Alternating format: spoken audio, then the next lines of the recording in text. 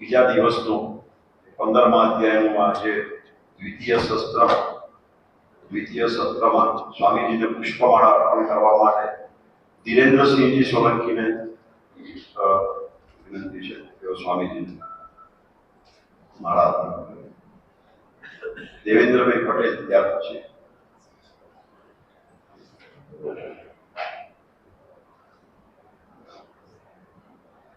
દીક્ષિતભાઈ ત્રિવેદી. ओम नमोस्तु नंदाय सहस्रमूर्तये सहस्रपादाक्षशिरोरुबाहवे सहस्रनाम्ने पुरुषाय शाश्वते सहस्रकोटियुगधारिणे नमः.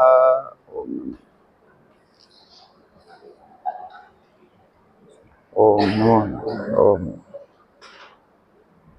આપણે 11 કલાકમાં બ્રેક લઈને આવ્યા છીએ. કદાચ આપણા મોબાઈલ સાયલેન્ટ ઝોનમાંથી રિંગ ઝોનમાં આવી ગયા હોય તો જરા આપણે ચેક કરી લઈએ અને પાછા એને સાયલેન્ટ ઝોનમાં સાઈડ પર મૂકી દઈએ વસ્તુ ભરી.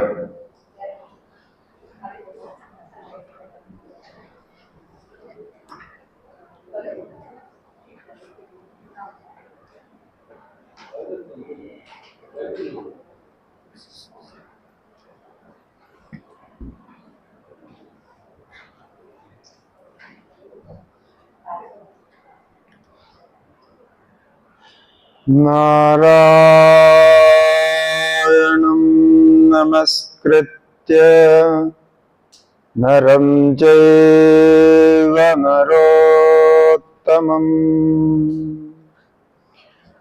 देवीं सरस्वतीं व्यासं ततो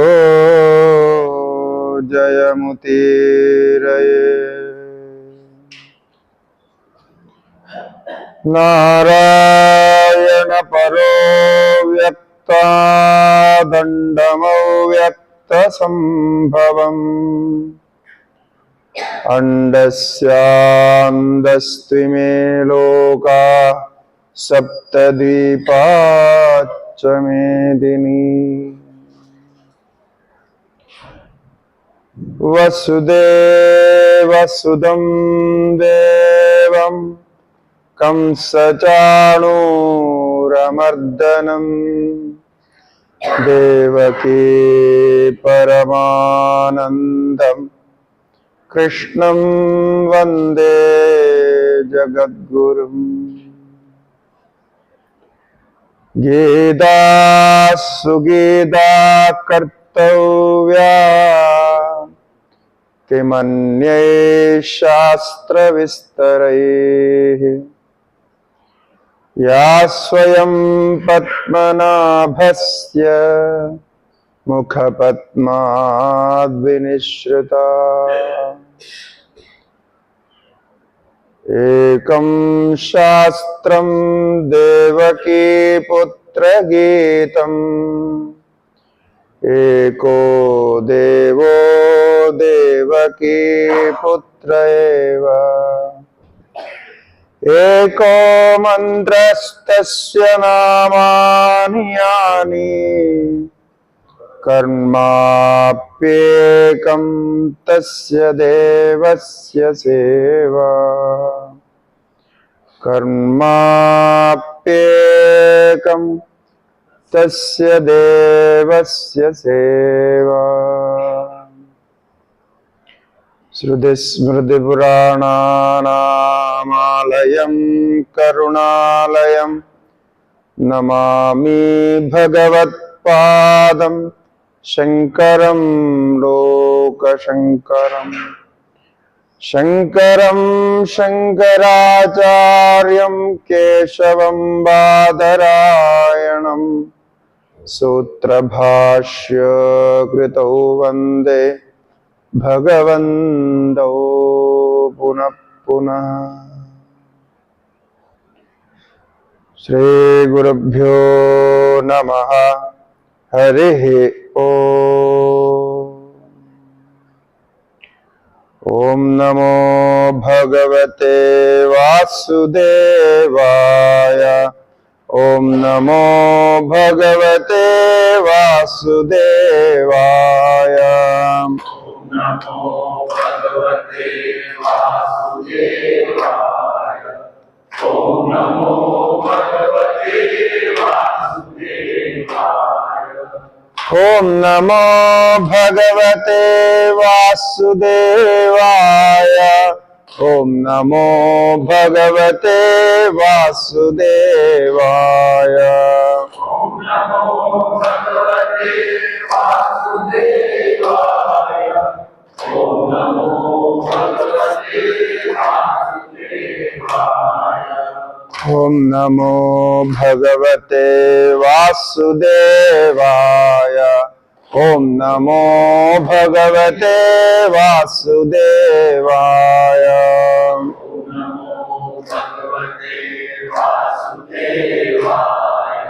ओम नमो भगवते वासुदेवाय। ओम नमो भगवते वासुदेवाय। ओम नमो भगवते वासुदेवाय। ओम नमो भगवते वासुदेवाय। ओम नमो भगवते वासुदेवाय। ओम नमो भगवते वासुदेवाय। ओम नमो भगवते वासुदेवाय। ओम नमो भगवते वासुदेवाय। ओम नमो भगवते वासुदेवाय। ओम नमो भगवते वासुदेवाय। ओम श्री गुरुभ्यो नमः। हरिः ओम। ओम नमो नारायणाय। श्रीमद् भगवद गीता के 15 अध्याय पुरुषोत्तम योग में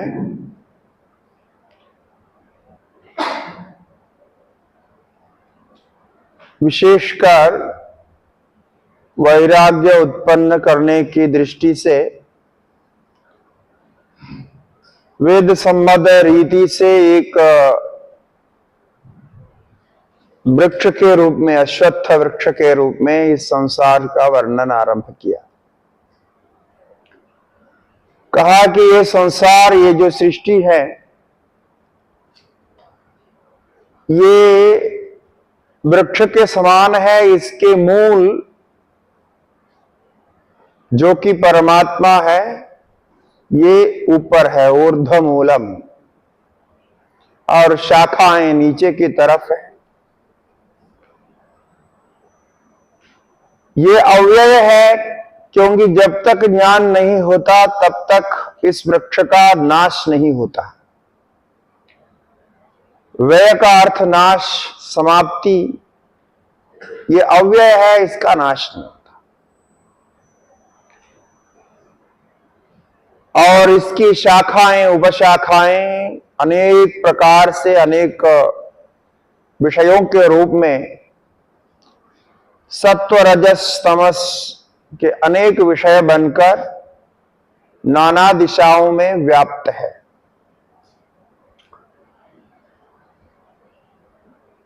कर्म इसका संबंध करता है। परस्पर शाखाओं का जो संबंध है वो कर्म के द्वारा बंधित है। और मनुष्य इस वृक्ष को छेदन कर सकता है। तो अब आगे उस वृक्ष को छेदन करने के लिए, उसके उच्छेद करने के लिए विधि बता रहे। तृतीय श्लोक में कहा, नरोपमस्येह ततोपलभ्यते नान्तो न चातिर्न च संप्रतिष्ठा। नरोपमस्येह ततोपलभ्यते नान्तो न न चाति न च संप्रतिष्ठा अश्वत्थमेनं सुविरूढमूलम् असङ्कशस्त्रेण दृढेन छित्त्वा अस्वत्थमेनं सुविरूढमूलम् असङ्गशस्त्रेण दृढेन छित्त्वा। कहते हैं न रूपम अस्य इहा तथा उपलभ्यते। जो वर्णन किया उसमें वृक्ष का सारा आकार का वर्णन किया है, किंतु ये वृक्ष जैसा दिखना चाहिए, जैसा वर्णित रूप दिखना चाहिए, वैसा यहां दिखता नहीं, वैसा उसका यथार्थ रूप नहीं दिखते। संसार में जितने भी पदार्थ हैं, जैसे हमने प्रातःकाल ईशावास्य उपनिषद के प्रसंग में चर्चा की थी कि दिखते कुछ और है और होते कुछ और है। कार्य कारण की दृष्टि से इनका कोई और रूप दिखता है और वो अलग रूप में ही वस्तुतः विद्यमान होते हैं। जैसा वस्त्र का उदाहरण दिया था, इसलिए कहते हैं कि इसका जो वास्तविक मूल है ये तो दिखता ही नहीं है, जैसा वृक्ष का मूल नहीं दिखते हैं। वृक्ष का मूल धरती के अंदर छुपा हुआ होता है, ढका हुआ होता है, बाहर नहीं दिखते। ऐसे ही इसका मूल भी नहीं दिखेगा, आकार भी नहीं दिखेगा, क्योंकि यहां ये तो स्वप्न के समान, मरुभूमि में दिखने वाले जल के समान, मायावी के माया के समान, गंधर्व नगर के समान अलग दिखता है, अलग होते हैं, ऐसा है। तो इसका यथार्थ रूप जानना है तो आपको निरंतर चिंतन करना पड़ेगा और विशेष बुद्धिमान के द्वारा ही चिंतन किया जाता है और इसका ज्ञान प्राप्त किया जाता है, ऐसा है। ऐसा तो यहां आदि अंध बता दिया, उसका मूल ऊपर है और नीचे शाखाएं हैं इत्यादि बोल दिया, लेकिन कहते हैं नाम तो न चातिर न च संप्रतिष्ठा। इसका आदि अंत भी वास्तव में दिखता नहीं। कब से ये संसार वृक्ष प्रवृत्त हुआ, संवर्धित हुआ, ये कभी कोई बता नहीं सकता। आदि का मतलब होता है कौन से समय से ये वृक्ष आरंभ हुआ, सृष्टि कब से आरंभ हुई, ये नहीं बता सकते हैं, क्योंकि सृष्टि को हम अनादि मानते हैं। सृष्टि का एक प्रकार एक काल में दिखाई देता है, किंतु ये चक्रवत चलते रहते, बीज से वृक्ष, वृक्ष से बीज के समान। तो अब वो कौन सा पहला है ये बता नहीं सकते हैं। ऐसा ये संसार चक्र भी कार्य से कारण, बीज से वृक्ष, फिर से कार्य से कारण बनता है, कारण से कार्य बनेगा, कार्य से कारण बनेगा, ऐसा चलता है। तो एक एक तो अलग अलग दिखता है, वृक्ष अलग दिखते हैं, बीज अलग दिखते हैं, किंतु इनके जो चाक्रिक संबंध है, चक्रवत जो संबंध है, ये दिखते नहीं। इसलिए इसके आदि और अंत नहीं है। संप्रतिष्ठा मतलब मध्यम, मध्य भाग भी नहीं है। कैसे ये खड़ा है, किस प्रकार ये कार्य करता है, इसको भी कोई दिखा नहीं सकते, स्थिति भी नहीं दिखती है। तो आदि पूर्वकाल, अंत आगे आने वाला समय और मध्य, ये कुछ भी दिखते नहीं। इसका अनुभव होता है, लेकिन क्या होता है ये मालूम नहीं होता। हमने कल कहा था आपको कि अपने ही जीवन में जो अलग अलग घटनाएं होती है, अचानक कोई अवांछित घटना घटती है तो आपको लगता है ये कहां से ये आ गया, कैसे आ गया, हमने तो इसका लिए कुछ किया ही नहीं, इसके पीछे वाला नहीं दिखता आपको। और आगे क्या होने वाला है अभी वो भी नहीं दिखता, तो भविष्य भी नहीं दिखते हैं, भूत भी नहीं दिखते हैं, आदि अंत मध्य इसका मालूम नहीं पड़ता, और इसलिए इसको अश्वत्थ कहा गया। अश्वत्थमेनम, अश्वत्थ, ऐसा अश्वत्थ कहा गया। निरंतर परिवर्तित होता है। अश्वत्थ नाम का अर्थ कल बताया था, न श्वापि तिष्ठति अश्वत्थ। एक दिन के लिए भी एक रूप में नहीं रहता है, निरंतर परिवर्तित होने का नाम अश्वत्थ है। और आगे कहा कि सुविरूढ़ मूलम, इसका जो मूल है ना वो सुविरूढ़ है, क्योंकि इसका मूल कहां है, परमात्मा है, इसलिए इसका जो जड़ है बहुत मजबूत है।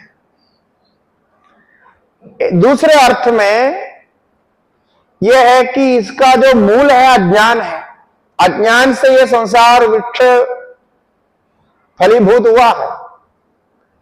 परमात्मा उसका स्रोत है, यह सत्य है, किंतु अज्ञान के कारण यह संसार वृक्ष है, वो अज्ञान भी बड़ा पक्का है, यह अर्थ भी किया जा सकता है। सुविरूढ़ मूलम, क्योंकि अज्ञान नष्ट होने पर यह वृक्ष नष्ट हो जाता है, इसलिए अज्ञान को भी ले सकते हैं। इस प्रकार का ये वृक्ष है। बोलते हैं कि ये बात तो सही है, आपने इतना बलपूर्वक वृक्ष का वर्णन किया, लगता है ये वृक्ष हमेशा के लिए ऐसे रहेगा, इसको काटने का कोई उपाय नहीं। अब देखो ये लोग जो है ना, लोगों को संसार में जन्म लेने के बाद ये सब दुख परेशानियां होने के बाद भी ऐसा तो नहीं लगता है कि ये संसार से हमें मुक्त होना चाहिए। वो तो ये सोचते हैं इसकी और कोई अच्छी व्यवस्था हो जाए, और सुविधा हो जाए, कोई और सरकार आकर के और अच्छी तरह व्यवस्था करेंगे तो हम यहीं रहेंगे, ऐसा ही रहेंगे। कौन सोचता है कि हम ये संसार से मुक्त हो जाए? ये कोई सोचता नहीं। ये संसार की यही एक आश्चर्य है। आश्चर्यवत पश्चिद कश्चिदेनम आश्चर्यवत वदति तदैव चान्यः। ये आश्चर्य है कि किसी को ऐसा लगता नहीं, इतने सब मुश्किल होने पर भी ये छोड़ के जाएं, ऐसा लगता है। बस सुविधा से और सुविधा और अच्छी तरह बनाने की, और व्यवस्था बनाने के लिए सोचते रहते हैं, और उसके लिए क्या उपाय है ये सोचता है। आपको कोई मुश्किल हो गया, कोई परेशानी हो गया, आप बोलेंगे उसको त्याग दो, नौकरी में समस्या हो रही है त्याग दो, व्यवसाय ठीक नहीं चल रहा है छोड़ दो ना। वो ये सोचता है कि आप कोई ठीक करने की व्यवस्था बताएं, यही तो सोचता है ना। छोड़ने को कौन सोचता है? क्योंकि छोड़ने से तो पूरा शांति मिलने वाली। ये संसार की वृक्ष की आश्चर्य भाव है। ऐसा दिमाग में आएगा नहीं किसके, इसलिए कटता नहीं। आप घर बदलेंगे, क्योंकि लोग सोचते हैं घर बदलने से ठीक हो जाए, वो घर बदलेंगे, गांव बदलेंगे, शहर बदलेंगे, क्या क्या नहीं बदलते लोग। नौकरियां बदलते हैं, व्यवसाय बदलते हैं, और अच्छे सुख प्राप्त करने के लिए गाड़ियां बदलते हैं। आजकल तो कई तो पति पत्नी भी बदल रहे हैं, तो कैसे कैसे सब कुछ बदलते हैं। बदल करके देखते हैं कि ये बदलने से ये होगा, ये बदलने से ये होगा, और अच्छा होगा, और अच्छा होगा। ये तो नहीं सोचते हैं कि बदलने से होने वाला नहीं, इसका मूलतः छेदन करना चाहिए, ऐसा सोचता नहीं। क्योंकि ऐसा सोचने के लिए वैराग्य की आवश्यकता। तो ये कहते हैं कि असंख्य शस्त्रेण दृढ़ेन चित्वा। अब ये भगवान ने कहा, ये हमारा वचन नहीं है। भगवान कहते हैं कि इस संसार वृक्ष को काटना है, यदि इससे आप अलग होना चाहते हैं तो असंख्य रूप शस्त्र चाहिए, और कोई शस्त्र से ये कटेगा नहीं। बाकी और जो है, और जो कुछ भी है वो एक के ऊपर एक है। आप अधिक पुण्य कमाएंगे, पुण्य का कार्य करेंगे, हो सकता है आपको अधिक सुख मिलेगा। आप अच्छा धार्मिक कार्य में अपना जीवन बिताएंगे, आपको भी अच्छा लगेगा, आपके जो सुपुत्र आदि परंपरा आएंगे उनको भी अच्छा लगेगा। ये भी बड़ा भाग्य होता है, क्योंकि पिता किया हुआ कर्म का आधा फल 50% जो है पुत्र के पास जाता है, ऐसा हमारे शास्त्रों में लिखा है। क्योंकि ये जो शरीर होता है ना, शरीर में भी हमारे यहां जो शरीर में जो जीन होते हैं, जीन में जो गुण आते हैं, शरीर शास्त्र के अनुसार, बायोलॉजी आदि के अनुसार जो जीन के गुण आते हैं, ये हमारे शास्त्रों में कहा कि आपके जो है माता पिता से 50% आते हैं। 50% शरीर के जो है गुण दोष, जो हेरिडिटरी बीमारी आदि होते हैं पैतृक, वो भी आता है। तो 50% तो माता पिता से आते हैं, और जो है 25% दादा दादी नाना नानी से आते हैं। फिर 12.5% परदादा परदादी पर नानी इत्यादि से आते हैं।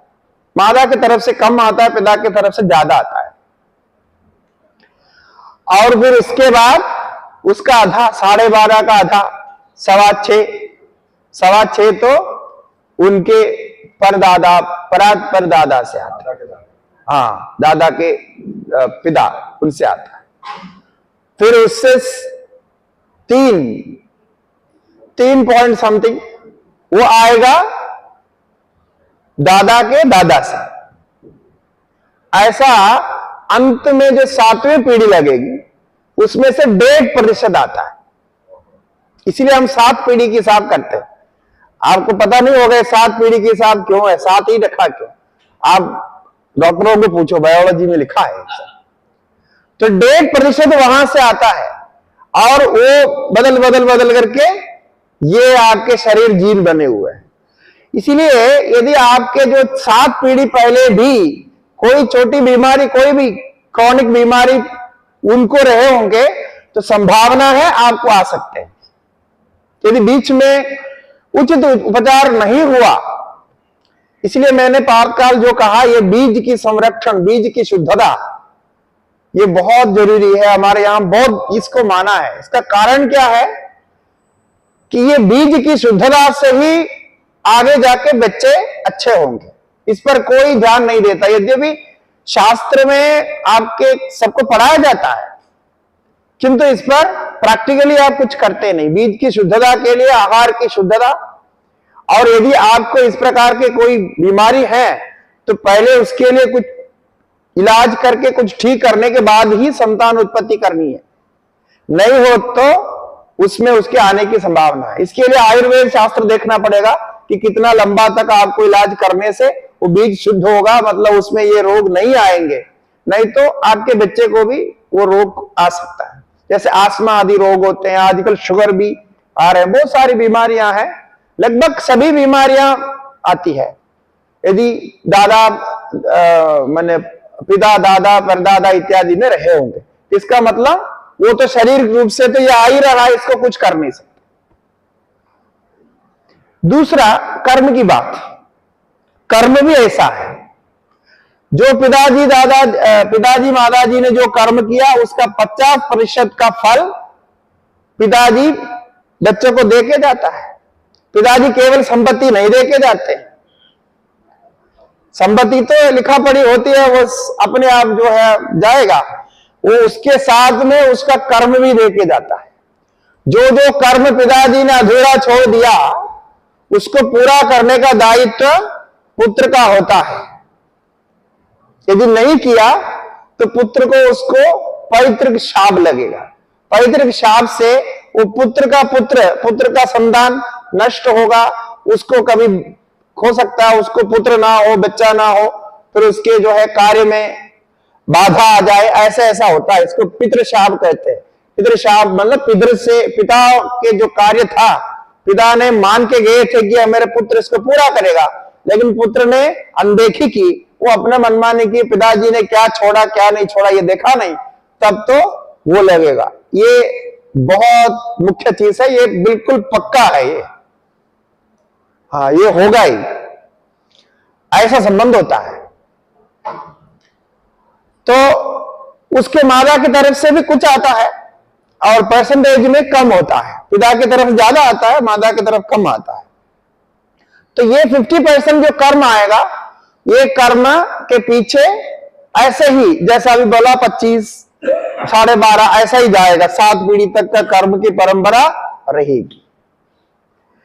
इसीलिए शास्त्र में एक विधान है, बृहदारण्यक उपनिषद में एक विधान है, पिता जीवन भर धार्मिक कार्य किया, सब कुछ अच्छा किया, तो कुछ बड़े संकल्प उन्होंने किए। कोई यज्ञ करने का संकल्प हो सकता है, कोई सामाजिक कार्य करने का संकल्प हो सकता है, कोई मंदिर बनाने का संकल्प हो सकता है, कुछ भी हो सकता है। ऐसा कोई संकल्प किए, लेकिन उनके वृद्धावस्था होने से, असमर्थता होने से या धन पर्याप्त धन ना होने से वो कर न सके। तो पिता क्या करता है, अभी बिस्तर में है, अभी शरीर त्यागने वाले हैं, इहलोहवास छोड़ने वाले हैं, उस स्थिति में पुत्र को बुलाता है। जो बड़े पुत्र होते हैं उनको बुलाते हैं, या फिर जो भी योग्य होगा, छोटे भी हो सकता है, बुला करके उनको सब प्रदान करता है। यानी मेरे द्वारा आरंभ किए हुए अमुक अमुक कर्म को तुम्हें पूरा करना है, उसको बोलते हैं संप्रति कर्म। संप्रति कर्म ऐसा उसका नाम है। तो वो कहता है अहम यज्ञ, मैं यज्ञ हूं, तुम यज्ञोसी। अब वो जो यज्ञ है वो तुम करोगे, ये मेरा कार्य तुम्हारा हो गया। तब वो बोलता है अहम यज्ञ, पर पुत्र वो स्वीकार करता है, बोलते ठीक है पिताजी, आप जो करना चाहते हैं मैं करूंगा। ऐसा केवल संपत्ति लिख करके देता नहीं। आप सोचते संपत्ति मिल गया तो सब आ गया, ऐसा नहीं। संपत्ति के साथ ये सारे भी आता है, पिताजी का सारा संकल्प भी उसके साथ आता है। इसलिए पुत्र का बड़ा दायित्व होता है उसको पूरा करने का, सबसे पहले वही करना चाहिए। ये हमारी परंपरा है।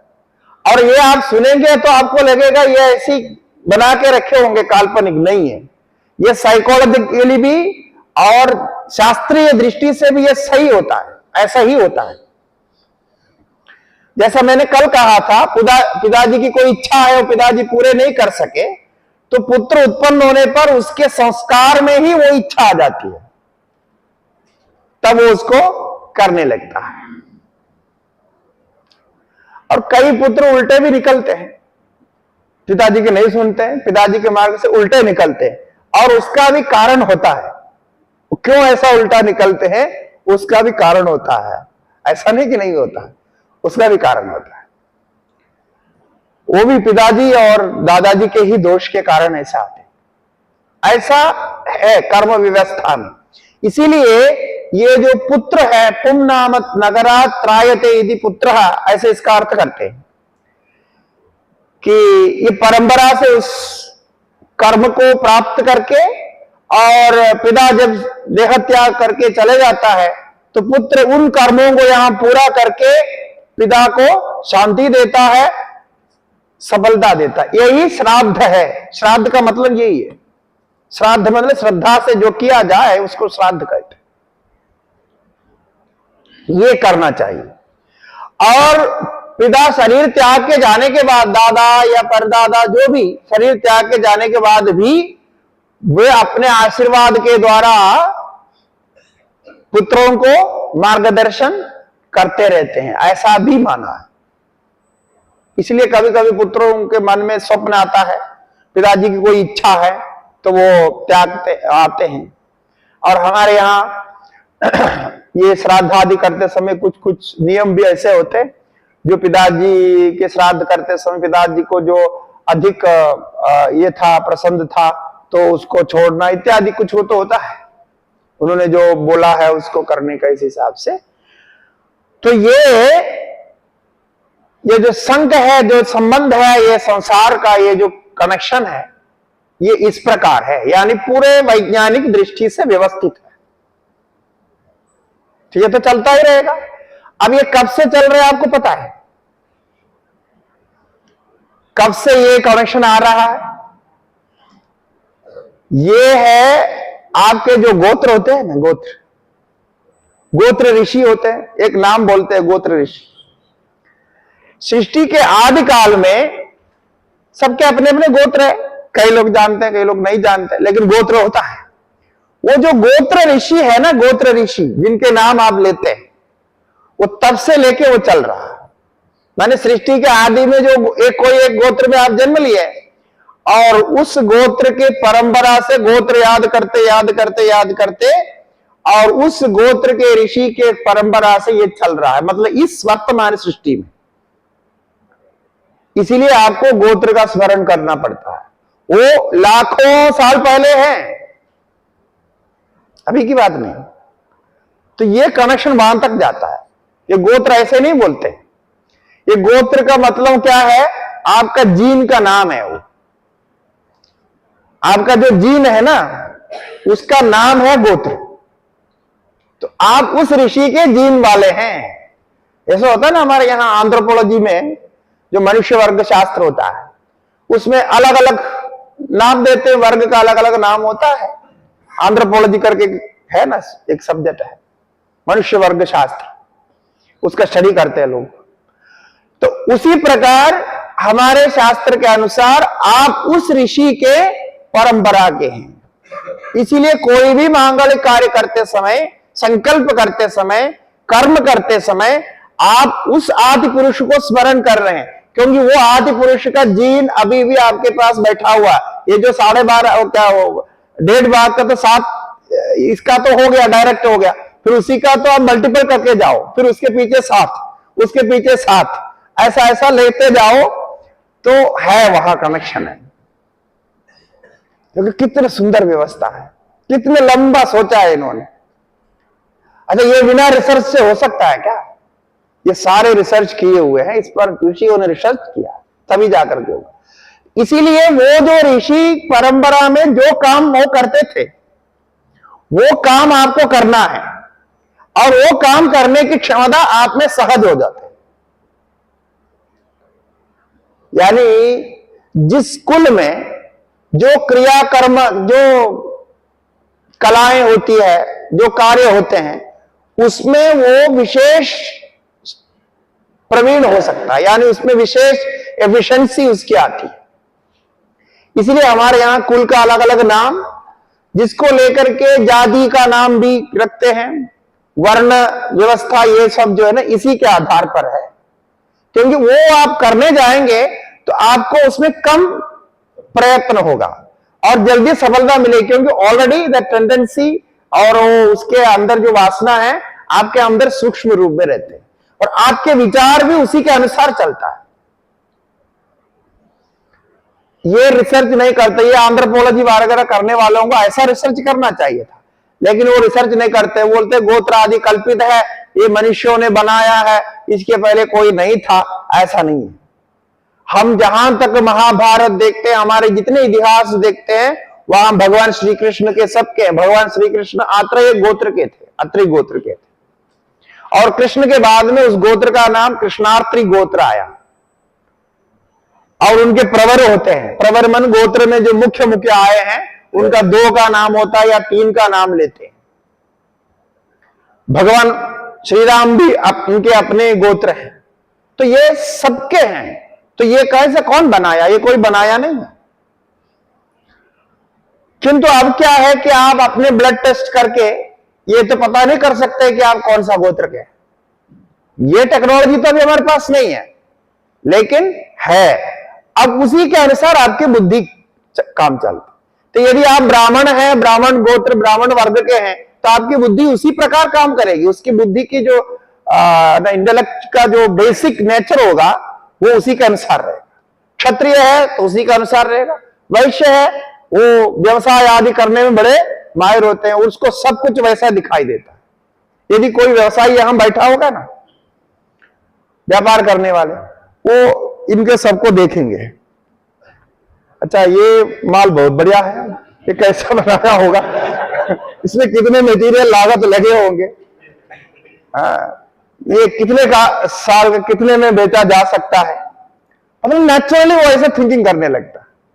उसको एक कोई बड़ा पेड़ दिखाई पड़ेगा ना, वो तो पेड़ के रूप में नहीं देखेगा, उसको पूरा पैसा दिखाई देगा उसका। नहीं, तो आप लोग तो व्यवहार करते हो, पता है, तो हम तो किए नहीं है, लेकिन होता है, ऐसे ही होता है, उनके टेंडेंसी ऐसे होते हैं।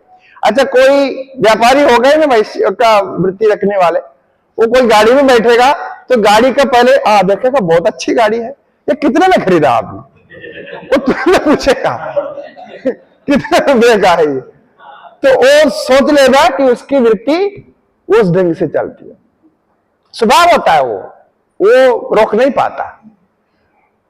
तो ऐसे ही सभी वर्ग का अपने अपने एक क्वालिटी होते हैं, और वो जन्मजात होता है, उसको कितना भी बदलो, कितना भी ब्रह्मज्ञान दो, वो जन्मजात तो बदलेगा नहीं, वो तो रहेगा ही, थोड़ा बहुत वो रहेगा, उसको मैनेज कर सकता है, बस बदला नहीं जा सकता।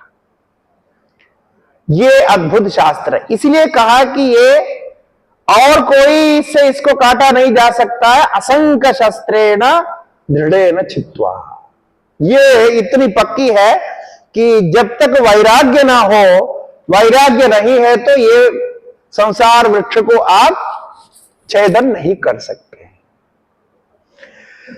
तो अब उस संसार वृक्ष को छेदन करके करना क्या है, तो असंख्य शास्त्र से असंख्य भाव होना चाहिए, वैराग्य भाव होना चाहिए। और वैराग्य को कहा, कैसे कहा, दृढ़ेन, दृढ़ होना चाहिए, ऐसे हल्के बुल्के शास्त्र से नहीं कटेगा। तो असंख्य शास्त्र भी ऐसा हो, दृढ़ेन कहा, मजबूत होना चाहिए, पक्का होना चाहिए। तदपदं तत्परिमार्गितव्यं यस्मिन् गता न निवर्तन्ति भूयः। पदं तत्परिमार्गितव्यं यस्मिन् गता न निवर्तन्ति भूयः। तमेव चाद्यं पुरुषं प्रपद्ये यतः प्रवृत्ति प्रसृता पुराणी। तमेव चाद्यं पुरुषं प्रपद्ये यतः प्रवृत्ति प्रसृता पुराणी। तदह पदम तद परिमार्गितव्यम, श्रुति में उक्त, वेद में उक्त, धर्मशास्त्रों में आचार्यों के द्वारा प्रतिपादित वो जो परम पद है, उस परम पद को भगवान परमात्मा के जो स्वरूप है, ब्रह्म के स्वरूप ब्रह्म ज्ञान, कोई परम पद है, मोक्ष पद। ततः उसके बाद असंख्य रूप शस्त्र आपके पास आ गया, साधना चतुष्टय संपन्न हो गया, वैराग्य आ गया। अब संसार के विषय में, इहलोक परलोक विषय में आसक्ति नहीं है, उसको त्याग दिया। तब ततः पदम तद परिमार्गितव्यम, तब उस पद को, उस स्थान को प्राप्त करने के लिए मार्गण, अन्वेषण, जिज्ञासा, साधन आरंभ कर देना चाहिए। बस यही क्रम है। ऐसा कैसा पद है, तब कहते यस्मिन् गदा न निवर्तन्ति भूयः, जिसको प्राप्त करके फिर वापस इस संसार में जन्म नहीं लेता। बस अभी जो कुछ हमने कहा उसको छेदन करने का एक ही रास्ता है, कल भी कहा था, संन्यास लेना। बस संन्यास लेंगे तो आपको पैदृ कर्म करने की आवश्यकता नहीं है। न पैदृ कर्म करना है, न देवताओं का कार्य करना है, न कुछ लेना है, न कुछ देना है। बस इसलिए संन्यास लेने के बाद में कभी भी पैतृक संपत्ति से एक आना भी नहीं लेना है, एक तिनका भी नहीं लेना है। पैतृक संपत्ति का कोई संबंध नहीं रखना। यदि कोई पैतृक संपत्ति संन्यास के बाद प्रयोग करता है, लेता है, तो वो बड़ा पापी हो जाता है और फिर उसको सारे दोष लगते हैं। कई लोग करते हैं, बोलते हैं हमारे पैतृक संपत्ति हम फ्री में मिल रहा, लेना चाहिए। संन्यास लेने के बाद कोई अधिकार नहीं होता, उसका अधिकार समाप्त हो गया, क्योंकि वो लेंगे तो क्या होगा, जैसे पहले कहा, वो सारे आके जुड़ जाएंगे। वो संपत्ति दिखने में संपत्ति है, किंतु ये बड़ा खतरनाक है। लोग बड़े बड़े आश्रम बनाते हैं, सन्यासी बड़े बड़े आश्रम बनाते हैं, वो तो दान दे करके बना दो, उसका अपने पैतृक संपत्ति नहीं होती। तो संपत्ति है नहीं। संपत्ति उनका नहीं है, उनके हो गई, उनको मिल तो उसके हो गई। नहीं, ऐसा नहीं होता। उसमें दोनों में अंदर है। अंदर ये होता है कि आप पैतृक संपत्ति का मतलब आप पिता दादा से जो आपको घर से प्राप्त होना था, ईसा जो पार्ट आपको घर से मिलना था, समझो 4 भाई हैं तो 4 भाई का ईसा मिलेगा, तो वो लिया तो उसको बोलते हैं पैतृक संपत्ति। ये है। अब ये पैतृक संपत्ति नहीं है, अब उनके गुरु है, गुरु स्थान होगा। अब गुरु स्थान को संभालने के लिए दायित्व के रूप में दिया जाता है। और उस समय जो पहले के समय में वो कोई नाम में लिखा पढ़ी नहीं होती थी, लिखा पढ़ी करना नहीं होता था। किंतु जब कानून बना, हमारे यहां स्वतंत्रता ये सब हुई, उसके बाद कानून बना, ऐसे मुगलों से समय से लेके चल रहे हैं। तो जब से वो बना तब से वो उसको संभालने की दृष्टि से उनके नाम से लिखना पड़ता है, नहीं तो वो नहीं हो सकता। किंतु कई आश्रम, कई स्थान अभी भी ऐसा है कि वहां के जो मुखिया होते हैं उनके नाम से कोई लिखा पढ़ी नहीं होती है, नहीं होते हैं। अब जितने हमारे मठ है ना, वहां ऐसा है। अभी वहां के जो जगत गुरु शंकराचार्य जी पद पर जो बैठते हैं, जहां तक मेरी जानकारी है, वो मठ के ये जो कानून के अधिकार उनका नहीं होता है। वो कोई पेपर में हस्ताक्षर नहीं करते। जैसे श्रृंगेरी है, कांची है, ये सब मठ है, मैं जानता हूं। बाकी का थोड़ा परिवर्तन हुआ है। जगत गुरु ने भी मठों का कोई नियम बनाया है? हाँ, मठों का नियम बना हुआ है, मठ नियम बनाया है। तो वो पैतृक नहीं होता, वो क्या है कि कोई भी उसमें अधिकारी आके उसको संचालन करेगा, आगे बढ़ाएगा, उसके निजी नहीं होते। और आजकल तो नियम के अनुसार यदि वो ट्रस्ट के नाम से रजिस्टर्ड है, आपको सब सुविधाएं मिल रही है, तो आप उसको बेच भी नहीं सकते, उसमें से एक सामान भी निकाल के बेच नहीं सकते। तो फिर फायदा क्या हुआ? तो उल्टा है, बड़ा भारी काम है वो बेचारे को फंसाया जा रहा है वहां। इतनी बड़ी संपत्ति दे करके उसको संचालन करो, झाड़ू करो, सफाई करो, फिर सकुर करो, ये खाया जा रहा है। उसमें से कुछ भी नहीं निकाल के वो कुछ कर नहीं सकता। ऐसा है, ट्रस्ट का नियम के अनुसार ऐसा ही तो है। इसीलिए कर नहीं सकता, जोड़ सकता है, निकाल नहीं सकता, ऐसे ही तो है। और जो कुछ किया जा रहा है, बड़ा बड़ा जो बनाते हैं, सब कुछ करते हैं, वो दान दे करके होता है। अच्छा, दान दे करके जो होता है उसका किसी का एक का अधिकार नहीं होता, सभी का। सन्यासी अयाचक होता है, सन्यासी अयाचक होता है। हाँ, तो ये तो पत्रिका सभा के पैसे बांटते हैं, कि उसका क्या मतलब है? नहीं, अब देखिए कि लोगों को मालूम नहीं हुआ तो जो दान देंगे कैसे देंगे? जब मालूम होने के लिए तो बोलना पड़ेगा ना। अब आप अभी एक आश्रम है या गौशाला है आपके पास, जहां खर्चा होता है, समझिए सामान्य बुद्धि से। अब वो बाबा के पास तो जेब में पैसा नहीं होता, वो तो स्वयं कमा नहीं रहे हैं। काम से उसकी सुबह से लोग पैसा देंगे, है उसकी सुबह से उसका काम से कैसे? बिल्कुल, वो देंगे, लेकिन मालूम होगा तब वो देंगे ना। हाँ, तो भेज दे रहे हैं, तो वो भेजने के लिए जानकारी देनी पड़ती है। हाँ, जानकारी देनी पड़ती है। देखो, जानकारी के बिना नहीं होता है। हमारे यहाँ नहीं, ऐसा है, हमारे यहाँ ऐसा कहा कि आपको भिक्षा, हम लोग तो भिक्षा लेते हैं, भिक्षा दो प्रकार की होती है, भिक्षा दो प्रकार के, एक तो मधुकरी भिक्षा बोलते हैं और दूसरा जो है मधुकरी भिक्षा नहीं, वो अजगर वृत्ति बोलते हैं। एक जगह बैठा रहता है और जो कोई आके दे दिया, नहीं दिया तो नहीं लिया। नहीं, आप सुनिए, एक वृत्ति वो है कि आप बैठा रहा और जो आ गया वो ले लिया, इसको बोलते हैं अजगर वृत्ति। हमारे जो परंपरा है, जो शंकराचार्य जी की जो परंपरा है, उसमें अजगर वृत्ति नहीं है, हमारे यहां मधुकर वृत्ति है। मधुकर वृत्ति मतलब अभी जैसा मैं इधर आया, आप हमें भोजन खिला रहे हैं, ये हमारे हिसाब से सही नहीं है। हमें करना चाहिए क्या था कि आपके पास आके हम रोज मांगे कि आप भिक्षा दे दो हमें, तो मंत्र है, भिक्षा मांगने का मंत्र है, वो हमको संन्यास के समय वो दीक्षा में देते हैं मंत्र।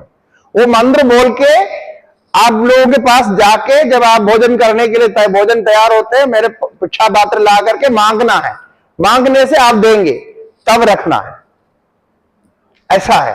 आप लाके हमारे कमरे में अभी परोस रहे हैं ना, ये खाने का वास्तव में हमें का अधिकार नहीं है हमारे परंपरा के अनुसार, वो नियम बनाया अलग अलग, तो उसको बोलते हैं अजगर वृत्ति।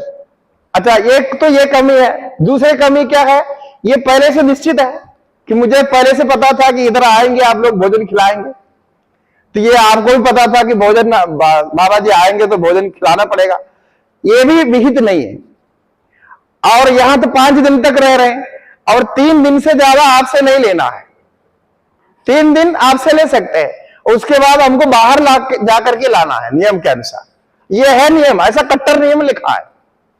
3 दिन से ज्यादा एक परिवार से, एक गृहस्थ से 3 दिन से ज्यादा भिक्षा नहीं लेनी, एक मादा से।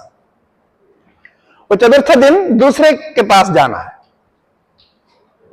इसीलिए मांगना पड़ता है, क्योंकि वो नियम के अनुसार ऐसा है, वो बोलते हैं, मांगते हैं। अच्छा, जिनके पास समझिए बहुत सुपरिचित लोग हैं, वो बाबा जी क्या काम कर रहे हैं, आश्रम में क्या काम चलता है, सबको मालूम है, तब ठीक है, आप जैसा बोल रहे हैं मालूम है तो लोग आकर ला करके देंगे। यदि मालूम नहीं है, अब मैं क्या कर रहा हूं, क्या करने के लिए मुझे धन की आवश्यकता है या कैसे आवश्यकता है, या आश्रम चलाने के लिए आवश्यकता है, यदि मैं कर रहा हूं तो उसके लिए चाहिए तो आपको वो सूचना तो देनी पड़ेगी ना कि हम ऐसे ऐसे कर रहे हैं, आपको ऐसा दान करने का अवसर है, आप दान कर सकते हैं तो करो, जबरदस्ती तो नहीं कर रहे, सूचना दे रहे, सूचना देनी चाहिए, ऐसा बोला है। तो अब जैसा आप सत्संग का आयोजन किया, इसके लिए सबको सूचित किया है ना पहले, तो सूचना देनी चाहिए। श्रीमद् भागवत में तो पहले ही लिखा है कि आपको ज्यादा से ज्यादा उसकी सूचना पहुंचानी चाहिए। धार्मिक कार्य ऐसा होने जा रहा है, भागवत कथा होने वाली है, इसलिए प्रचार उसका अच्छा करने के लिए बोला है। तो शास्त्र में ऐसा लिखा है, इसलिए बाबा जी लोगों ने कर दिया, तो प्रमाण है उसका।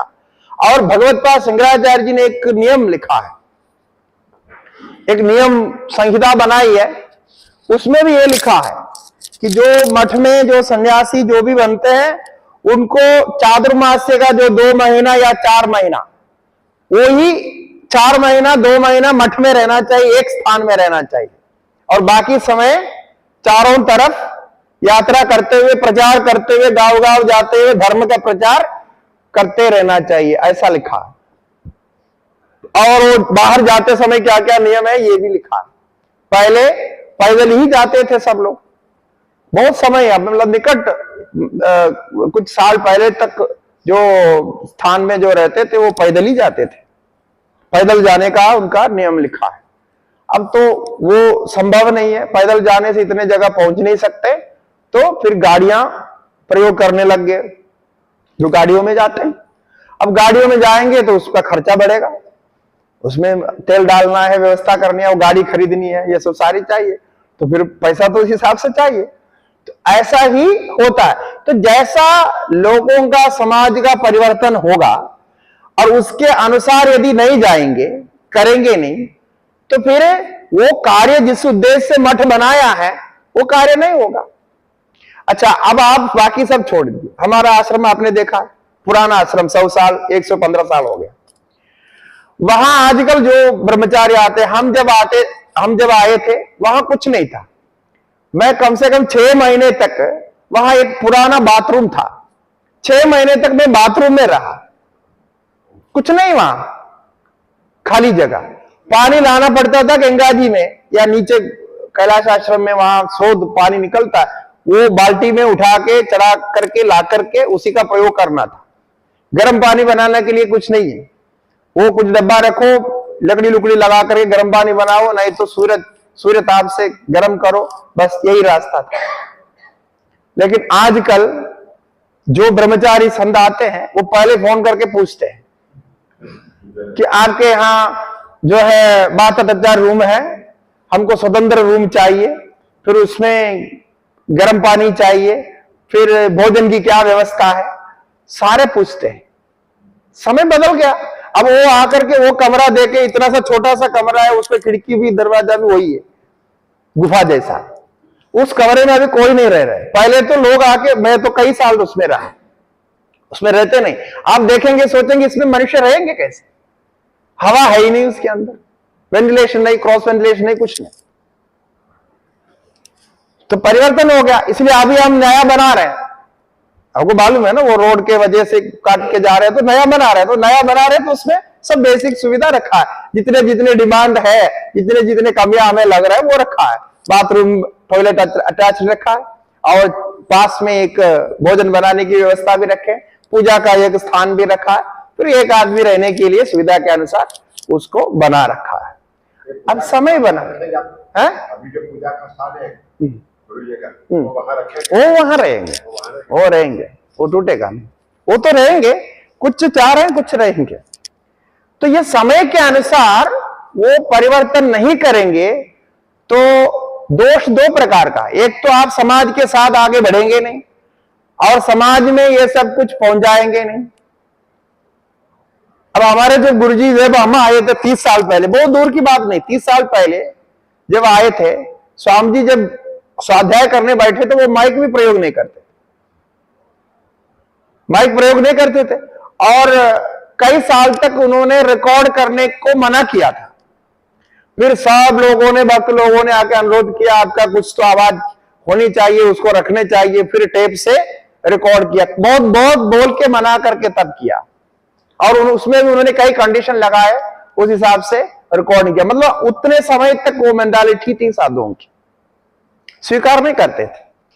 और कोई जाके कोई दान देंगे ना पैसा, तो उसको पूछते थे तुमने सारा टास्क भरा और सब कुछ किया, और स्वामी जी को तभी लगेगा कि ये योग्य व्यक्ति है, उसका व्यवहार ठीक है, तभी उसी से 100 रुपया जो भी दक्षिणा वो देते थे तब लेते थे, नहीं तो नहीं, वो बिल्कुल मना करते थे। कई कितने लोग आकर के क्या क्या लायक के देते थे, लेते ही नहीं थे, वो दुखी होके चले जाते, लेकिन उनका ये था। तो ये पहले के समय पे है, आजकल तो ऐसा परिवर्तित हो गया, और ऐसा सब करने से लोग बोलते ये बड़ा नाटक करता है, ऐसा बोलता है। जो असलियत बताएंगे ना फिर वो नाटक करता। अब आप समझो कि यहां मैं आया, आपके साथ रह रहे, मैं रोज आके आपसे भिक्षा मांगू तो आप क्या बोलेंगे, ये तो ऐसे ही दिखावा कर रहे हैं, भोजन तो हम दे रहे हैं, तो क्यों ये सब करना। तो इसीलिए हम सोचते हैं कम से कम दूसरे को भी डिस्टर्ब ना हो, हमारा भी अपना नियम का परिपालन रहे, इस हिसाब से अपना सेटअप किया हुआ। जो कुछ हम पालन कर रहे हैं, आपने देखा, आपके घर में भी मैं आया हूं, तो इतना भी पालन करना बड़ा कठिन है। अभी कम से कम है जो हम पालन कर रहे हैं, क्योंकि हम सोचते हैं कि जो नियम बता रखा है गुरु जी ने वो थोड़ा पालन करना चाहिए, तो हम पूरी कोशिश करते हैं, लेकिन वो भी बड़ा कठिनाई से अभी हो रहा है। तो ये समय का परिवर्तन है, उसमें कुछ कुछ व्यवस्थाएं बढ़नी है, सब कुछ करना है। अच्छा, कुछ लोग ये कहते हैं कि आजकल ऑनलाइन क्लासेस, ऑनलाइन मीडिया का, ऑनलाइन के सब कुछ ऑनलाइन चल रहा है, बहुत प्रचार के लिए टीवी में चल रहे हैं, इसमें चल रहे हैं। कई लोग हमको ये पूछते हैं कि ये ठीक है कि नहीं है, गलत है कि नहीं है, ऐसा नहीं करना चाहिए, संतों को एक जगह बैठना चाहिए पेड़ के नीचे, और जो भी वहां आएगा उनको मार्गदर्शन करना चाहिए, जिज्ञासुओं को। तो ये ऑनलाइन में, टीवी में, इसमें सब कथा क्यों कर रहे हैं, उसके लिए मेरा थोड़ा विचार अलग है। मैं तो उनको ये बोलता हूं, देखो भगवत पाद शंकराचार्य जी और उनके पहले वेद व्यास जी, जो जो महापुरुष हुए हैं। अब वेद व्यास जी के देखिए, वेद व्यास जी ने महाभारत लिखा, कितना 1 लाख से ज्यादा श्लोक है, कितना बड़ा भयंकर काम था। 18 पुराण लिखे, 18 पुराण के सारा मिलाकर के 4,34,000 श्लोक है। इतने ही सारे श्लोक, तो कुल मिला के कितने हो गए? 5,35,000 समझो। उसके बाद औप पुराण भी लिखे, उसमें कुछ 3 लाख के आसपास, उसमें भी सारा मिलाकर के श्लोक है उप पुराणों में। इतने सारे लिखने में उन्होंने कितना प्रयत्न किया होगा, कितने भी दिव्य पुरुष रहे होंगे, अभी लिखे तो होंगे ना। महाभारत में तो लिखने के लिए गणेश जी मदद किया, ये बोलते हैं, ठीक है, गणेश जी ने लिखने के लिए मदद किया, लेकिन बनाया तो उन्होंने है ना। तो कितना परिश्रम किया होगा। आप एक क्षण के लिए सोचो, ये सब परिश्रम क्यों किया था? क्या उनको लिखने की कोई विवशता थी? या फिर जैसे कवि होते हैं, कविता लिखने की उनकी आदत होती है, तो कविता लिखने में उनको आनंद आता है तो कविता लिखते रहते हैं, ऐसा कहीं था क्या? किसने लिखा? उन्होंने धर्म के प्रचार के लिए लिखा। धर्म के प्रचार, धर्म की पुनर्स्थापना, ये धर्म का ज्ञान, ये कथा अलग अलग अधिक से अधिक लोगों तक पहुंचे, उसके लिए उन्होंने लिखा। वो लिखा है इसलिए हमको भगवत गीता प्राप्त हो गई अभी, नहीं तो आपको कैसे पता था 5023 साल पहले भगवत गीता हुई थी? कौन याद करने वाले थे? ये व्यास ने लिखा है कि व्यास परंपरा में लिखा है, वो अलग रिसर्च का विषय है, वो कैसा मानना है। लेकिन अभी हम एक व्यास जी का ही नाम से चलते हैं, व्यास एक परंपरा भी रही है। मेरा कहने का तात्पर्य, ये सब व्यास भगवान ने किया क्यों? अपने स्वार्थ के लिए नहीं, क्योंकि वो पैसा लेकर के किसी से, किसी राजा के अधीन पैसा के नौकरी करके काम किया, ऐसा तो नहीं आता है। तो ये सब हमारे सनातन धर्म के उद्धार के लिए, स्थापना के लिए, प्रतिष्ठा के लिए, प्रचार के लिए किया। और उस समय प्रचार के लिए जो संसाधन उनके पास प्राप्त था, वो था लेख कार्य, वही प्राप्त था, तो उसी के लिए उन्होंने किया। इतना बड़ा कार्य, इतना परिश्रम किया, पूरे जीवन लगाए उसमें। यदि समझो उस समय उनके पास टीवी, रेडियो, ऑनलाइन प्राप्त होता, यदि वेद व्यास जी के समय में, तो क्या करते? क्या उसका प्रयोग नहीं करते? बिल्कुल प्रयोग करते। तो तब तो वो तुरंत जो है टीवी के द्वारा ही ये सारा प्रसारित करने वाला था, क्योंकि उनका उद्देश्य था कि अधिक से अधिक सनातन योग पर ये पहुंचे, सबके पास पहुंचे। इसी उद्देश्य से तो इतना बड़ा कार्य किया उन्होंने। और जब भगवत पाद शंकराचार्य जी आए तो भी ऐसे ही था। उन्होंने क्या किया? जो कुछ भाष्य आदि ग्रंथ उन्होंने बनाए, उस समय के राजा महाराजाओं को आदेश दिया कि आप इसके अनेक अनेक प्रतियां बनाइए और सब लोग में प्रचार करिए, तभी जाकर के ये सारे ग्रंथ अभी 1000 साल, 2000 साल, 2500 साल से भी अभी बच्चे हुए। तो उस समय उनके पास ये मीडिया प्राप्त होते, सॉफ्ट मीडिया जितने भी ये प्राप्त होते थे, सब कुछ उसी में डालने वाला था। तो बहुत अच्छा था कि सब कुछ ऐसे के वैसे हमको मिल जाते। तो अभी तो ये लिखने वालों ने क्या क्या इधर उधर बदला होगा, पता नहीं कि बदला है कि नहीं बदला, ये भी मालूम नहीं। तो उस समय एक ही रास्ता था कि प्रति लिख लिख करके बना दिया जाए, तो ये काम किया था। अब हमारे पास सुविधा प्राप्त है। हाँ, वेदों के चैनल बना दिया, सन्यासी लोग वाले हैं, हाँ, वेदों के चैनल बना दे, हर रोज वो चैनल आता ही रहे। हाँ, नहीं है ना, ऐसे है, कई चैनल है, कई लोग कर रहे हैं ऐसे सर इधर। हाँ, वो आते हैं, वो विधिवत करने वाले हैं, और हमारे मठों के माध्यम से भी कई है, जैसे श्रृंगेरी मठ के अपने चैनल है, बहुत अच्छे अच्छे प्रवचन और एकदम आधिकारिक कार्य उसमें आते हैं। तो सबके बड़े बड़े हैं। हाँ, होना चाहिए, वो करना है, कभी करेंगे, वो भी करेंगे। और लगभग सभी मिशनों का अपना अपना है, जैसे चिन्मय मिशन के अपने हैं, और बड़े जो जो जितने मिशन है सबके अपने अपने चैनल है, यूट्यूब चैनल है, सब कुछ है। हमारा भी आदिशंकर ब्रह्म विद्यापीठ का भी है, उसमें भी जो पाठ वहां चलता है सब कुछ यूट्यूब में आता है, लोग सुनते हैं। हाँ हाँ हाँ, तो उससे जो ये वैदिक चैनल बनाए, हाँ उन्होंने बनाए थे। वो ये भी है, अलग अलग लोगों का है, ये तो हो सकता है। मेरे कहने का तात्पर्य इसका उद्देश्य क्या है?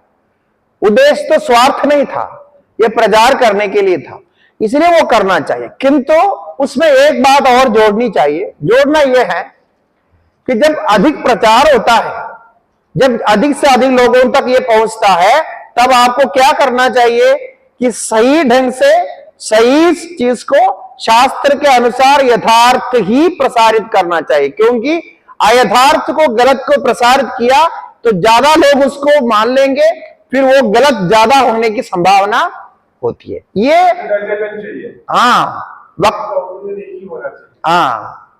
वक्ताओं को, जो कथाकार है, वक्ता है, उनको ये ध्यान रखना चाहिए कभी भी कोई कॉम्प्रोमाइज नहीं करना चाहिए। जो परंपरा शास्त्र के अनुसार जो यथार्थ ज्ञान है उसका ही प्रचार करें। बाकी आप छोटे मोटे जो अलग करके करते हैं वो अलग करो, लेकिन जो प्रचार में आ जाएगा, बाहर जो आ जाएगा, वो 100% सही होना चाहिए। जो गलत का प्रचार करते हैं उनके ऊपर कार्रवाई होनी चाहिए, ये तो होना चाहिए, नहीं तो प्रयोजन नहीं है, वो अनर्थ हो जाता है।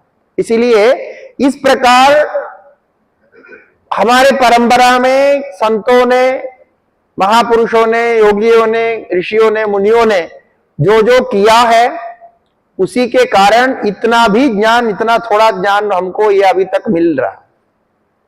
ये सब नहीं करते तो बिल्कुल हम इतिहास की कथा सुन करके बैठ जाते, और करना क्या था, कुछ नहीं प्राप्त होते। तो अभी भी हमें जो यथार्थ है, जो असली है, वो अभी भी हमें प्राप्त इसलिए है कि उन्होंने इस पर प्रभूत प्रयोजन, मतलब प्रयत्न किया। इसलिए हम सबका भी दायित्व तो बनता है कि आप भी उसमें उसको ठीक से अध्ययन करें, समझें, और समझने के बाद में उसको और व्यवस्थित रूप से जितना आपसे बन पड़ेगा उतने आप प्रचार करें। ये हम प्रत्येक व्यक्ति का कर्तव्य भी बनता है, इसी से शास्त्र संरक्षित रहता है। तो इसीलिए कहा कि उस पद को ध्यान करते हुए यस्मिन् गदा न निवर्तन्ति भूयः, जिसको प्राप्त करने के बाद में फिर आना नहीं पड़ता। तमेव चाद्यम पुरुषम प्रपद्ये, वो आदि पुरुष, उस आदि पुरुष को, उस आत्मा को हम उसी प्रकार प्राप्त करते हैं, ऐसे भाव से। तम एवा, ये जो आद्य शब्द से कहा गया, पद जो कहा गया, वो पद के द्वारा प्राप्य जो परमात्मा है, उस परमात्मा को मैं प्राप्त करूं, ऐसी इच्छा से उसकी शरणागति प्राप्त करके उसको जानने की इच्छा करनी चाहिए। यद प्रवृत्ति प्रसिद्धा पुराणी, वो परमात्मा कैसे है जिससे ये संसार रूप सवृक्ष सबका जो कुछ वर्णन किया, यदो वा इमानि भूतानि जायन्ते येन जातानि जीवन्ति यं प्रयन्ति अभिसंविशन्ति, जिस परमात्मा से ये उत्पन्न हुआ, जिसमें ये स्थित रहता है, जिसमें लीन होते हैं, वही ज्ञातव्य प्राप्तव्य परमात्मा है। जन्माद्यस्य यदोन्वयादितरतश्चार्थेष्वभिज्ञस्वराट्, श्रीमद् भागवत का प्रथम श्लोक कहता है। ये लक्षण है परमात्मा का कि जिससे ये सब कुछ उत्पन्न होता है, जिसमें स्थित रहता है, जिसमें लय को प्राप्त करता है, ये परमात्मा वही सत्य है। ये त्रिकाल में वो सत्य रूप से रहता है, इसीलिए उसको प्राप्त करना चाहिए। यदा प्रवृत्ति प्रसृदा मन व्यापक हो गया, इस प्रकार ये पुराणी ऐसा उस आत्मा को प्राप्त करने के लिए प्रयत्न करना चाहिए। उसका साधन है असंख्य शस्त्र, असंख्य शस्त्रेण दृढ़ेन छित्त्वा, ऐसा कहा। और उसके बाद में जो विरक्त हो जाते हैं, असंख्य शास्त्र को प्राप्त किए हैं, उनका और कुछ साधन लक्षण आगे कह रहे हैं। अभी समय तो हो गया, समय कैसा जाता है पता नहीं चलता, तो यही रखते हैं। श्री गुरुभ्यो नमः। हरि ओम।